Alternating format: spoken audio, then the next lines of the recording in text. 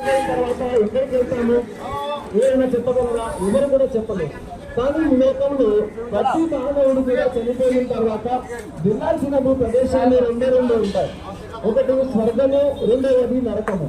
మరి మనము స్వర్గానికి వెళ్ళగలమా అంటే వెళ్ళలేము. ఎందుకంటే ఈ లోకంలో మానవుడు పాపముతోనే పుట్టి పాపములోనే పెరిగి పాపములోనే పెరిగి చివరి రోజు అదే పాపంలో ప్రతి మానవుడు కూడా మరణిస్తూ ఉంటారు.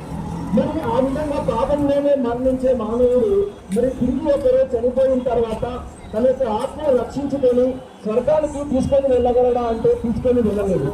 ఎందుకంటే ఈ లోకంలో ఉన్న ప్రతి మానవుడుగా పాపంలోనే ఉంటారు. ఈ లోకంలో నీతిమంతుడు ఎవరు లేరు, అందరూ కూడా పాపము చేసి దేవుడు అనుగ్రహించిన మహిమను కోల్పోయారు అని చెప్పి బైబిల్ మనకు సెలవిస్తుంది. మరి దేవుని యొక్క మహిమను కోల్పోయి దేవుడి నుండి దూరమైపోయి పాపంలో పడిపోయి మరి ఈ లోకంలో వ్యర్థంగా జీవిస్తున్నారు.